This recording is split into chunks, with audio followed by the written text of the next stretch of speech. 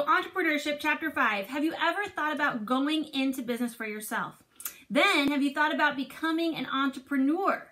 An entrepreneur is a person who recognizes a business opportunity and organizes and manages and assumes the risk of starting and operating a business. That's what entrepreneurs are. Entrepreneurship is the process of recognizing that opportunity, testing it in the market, and then gathering the resources that are necessary to actually make it happen, to go into business. So that's the difference between an entrepreneur. The entrepreneur is the person. Entrepreneurship is the process that you go through to get there.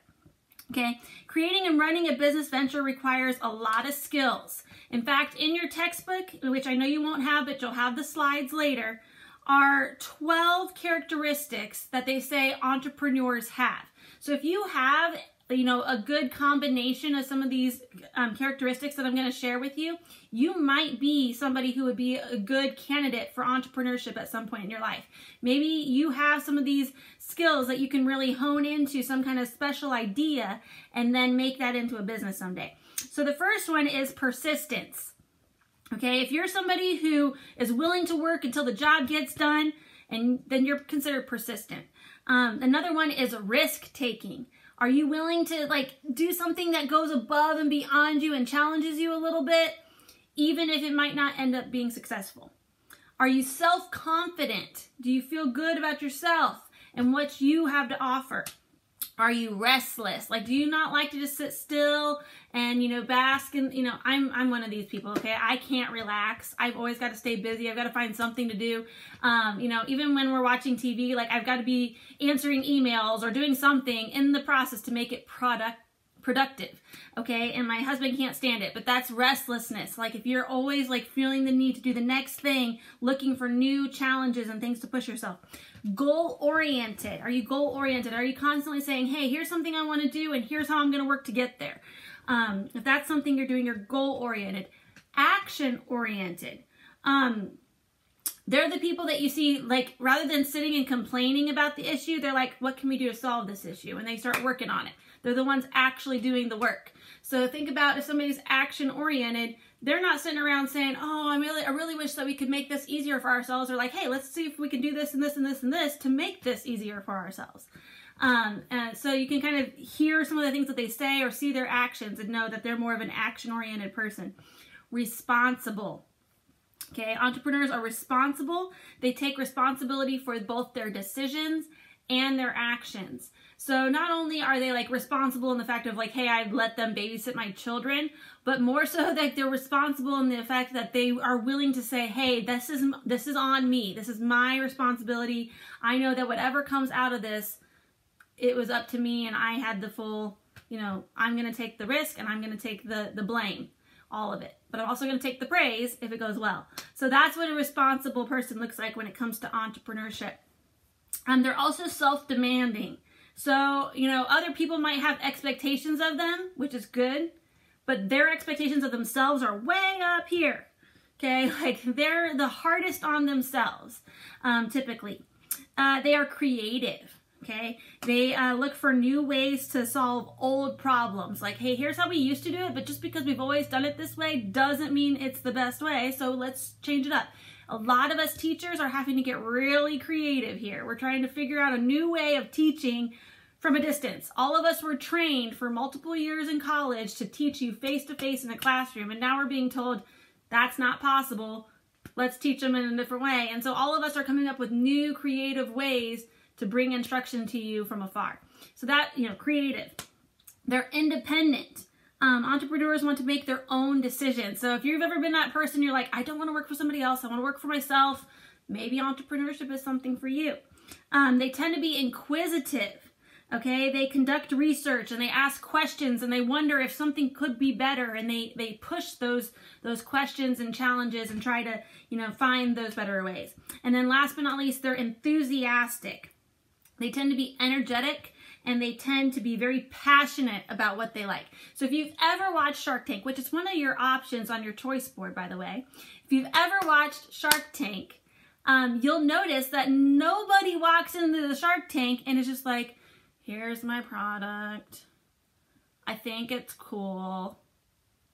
Maybe you would like it to, because if you did that, nobody would want to invest in you, right? But every single one of them goes in there and they've got high energy. They put on this performance. They're like ready to go. They're excited about their product. They talk about how awesome it is and what they've done to make it happen.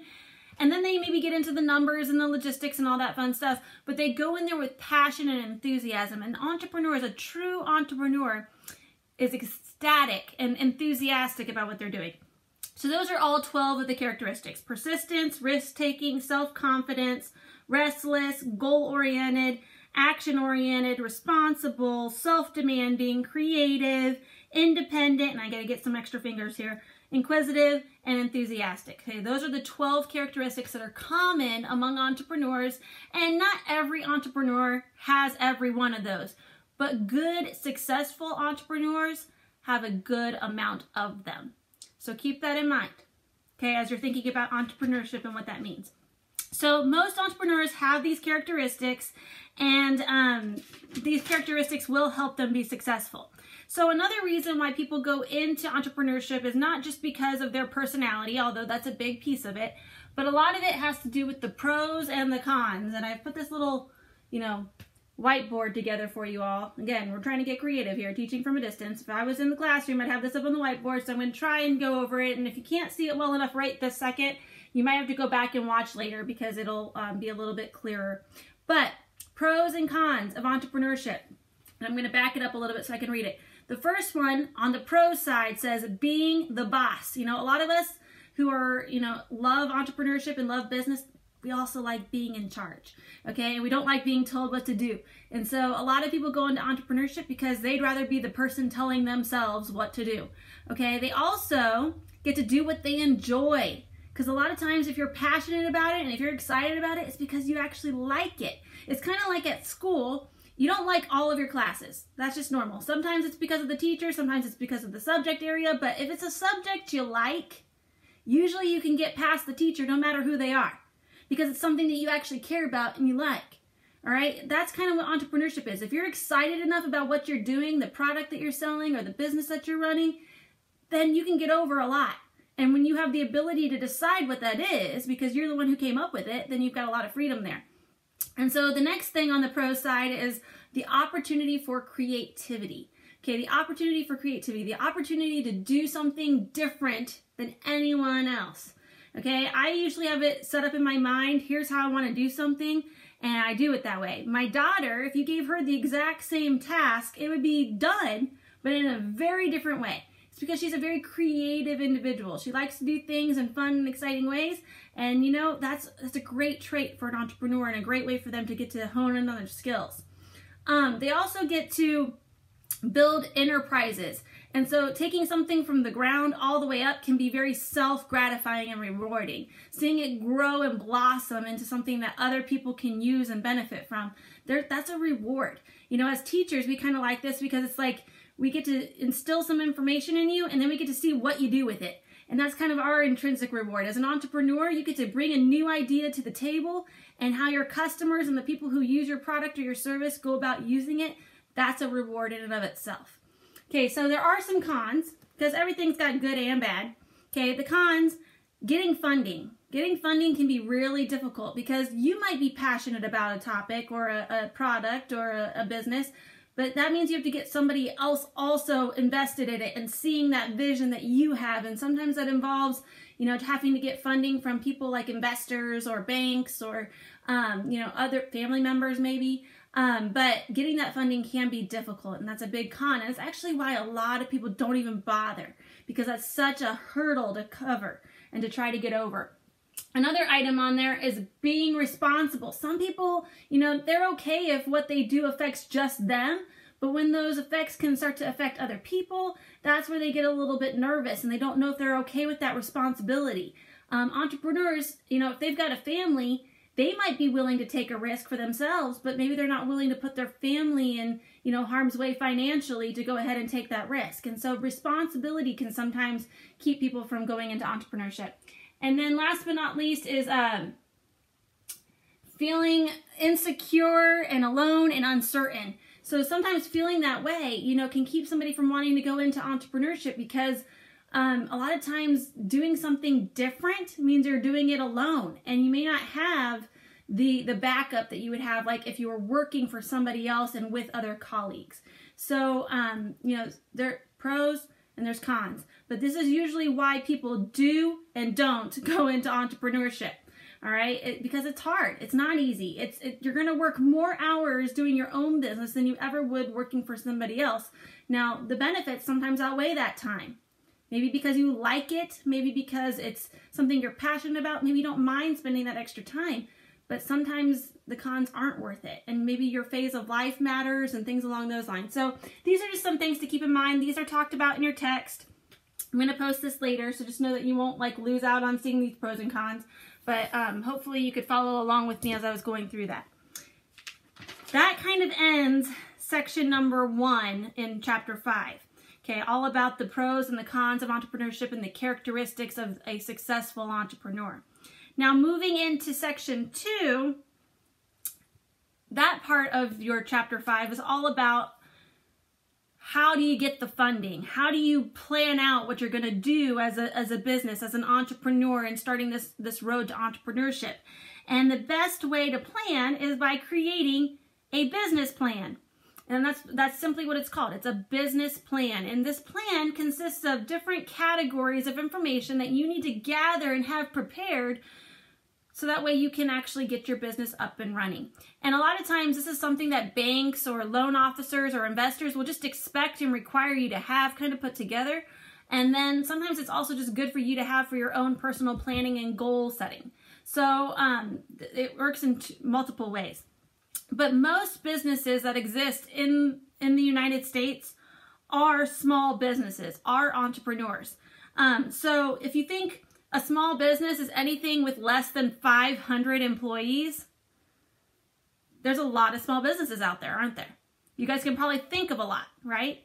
It's anything that has less than 500 employees is considered a small business. So if you think of a business that has less than, has around 100 employees, a lot of us think that that's a lot, but that's considered a small business. And so most of the businesses that exist in the United States are considered small businesses. In fact, they employ more than 50% of the United States workforce. And they also provide more than 50% of the United States income. So money that's supporting families.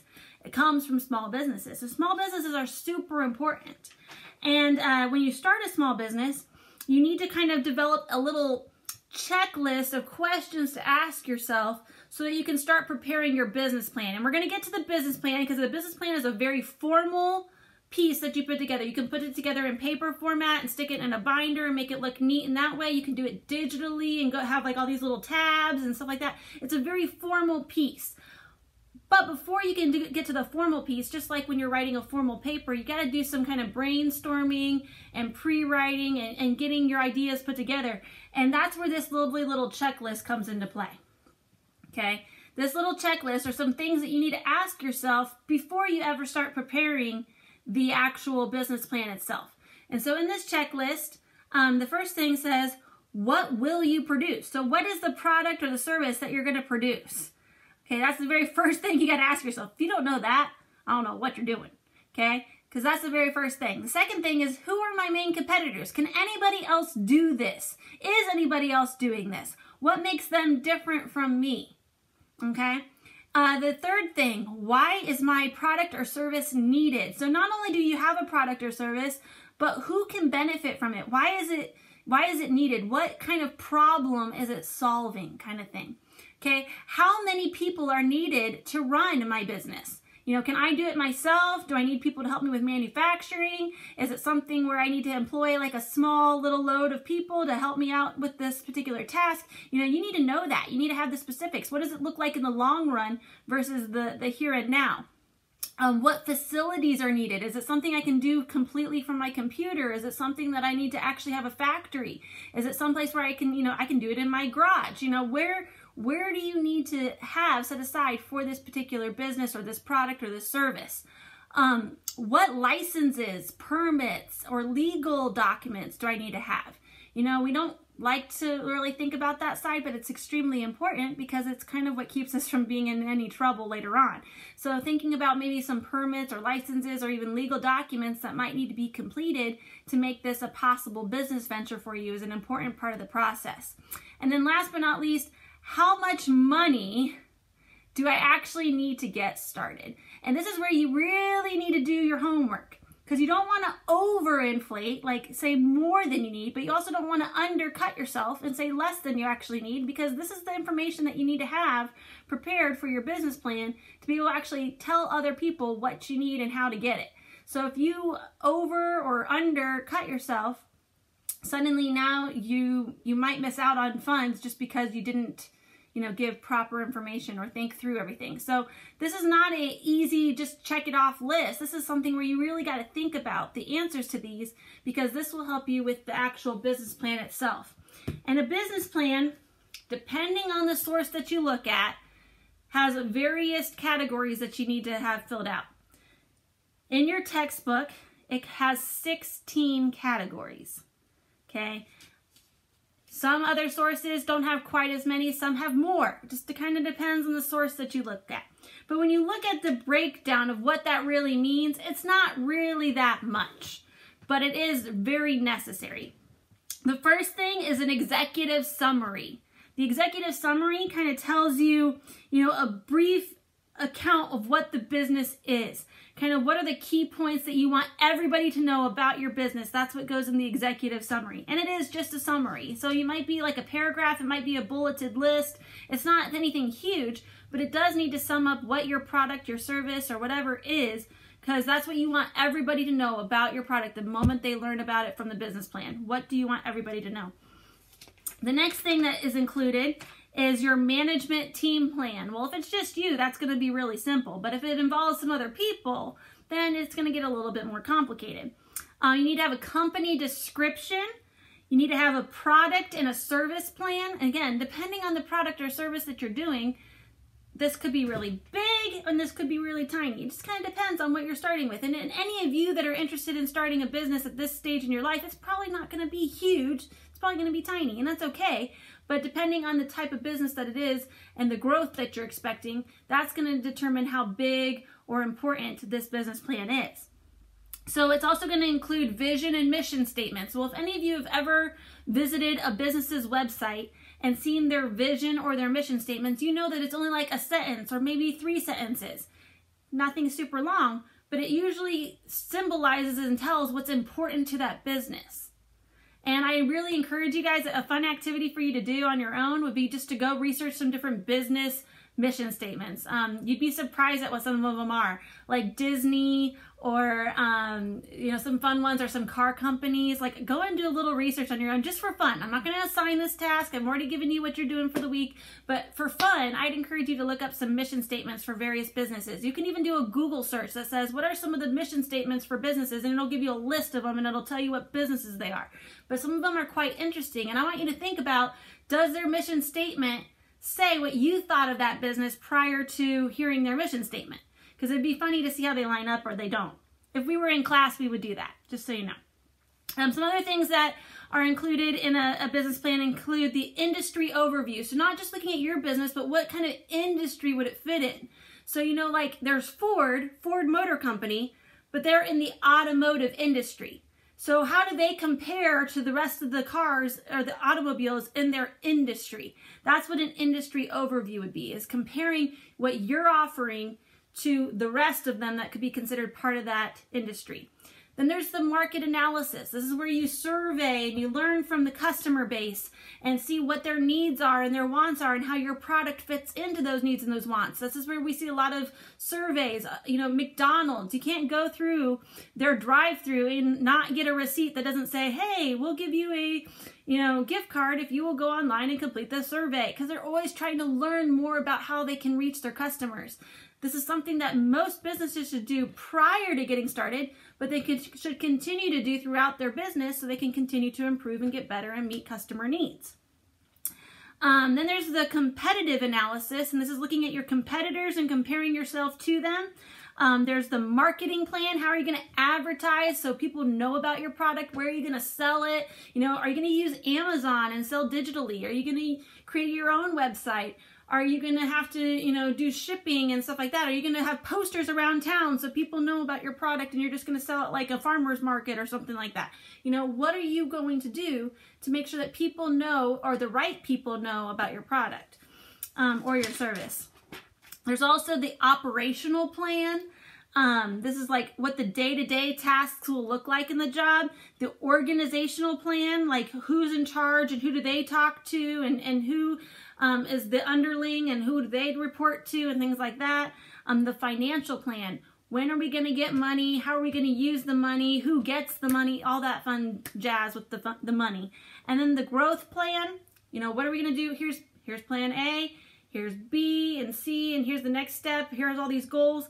And then along with that, if this plan doesn't work or if this thing goes wrong, you also have to have a contingency plan. What are we going to do instead? All of that gets summed up into the business plan.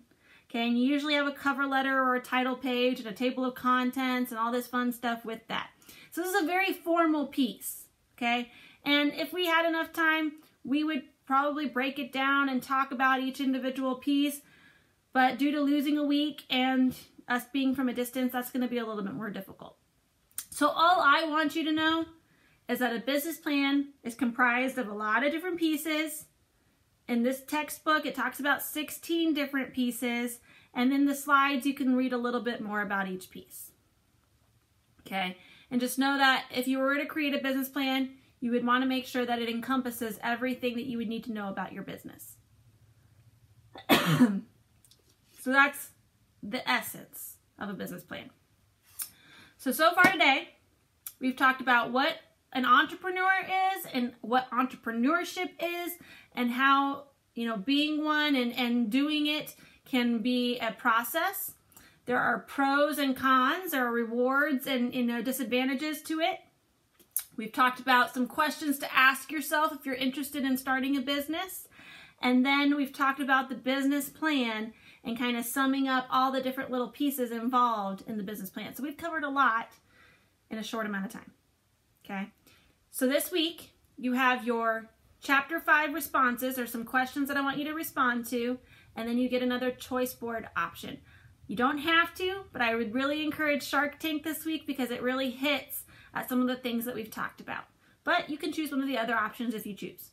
You could also call an entrepreneur. That's one of your options on your choice board as well. I've given you some names of different entrepreneurs around the county area. They have all agreed to talk with you. They're all excited to talk with you. So that would be another great option. It's very low tech. So for those of you where tech has been an issue, this would be a really easy way to get around that.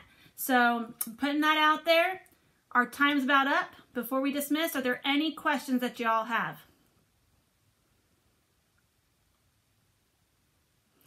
Okay, I thank you for your time. I hope that you'll have a good week. I'll be checking in with you if I haven't heard from you, or if I need to, make sure that your assignments are getting turned in and all that fun stuff. Otherwise, peace out.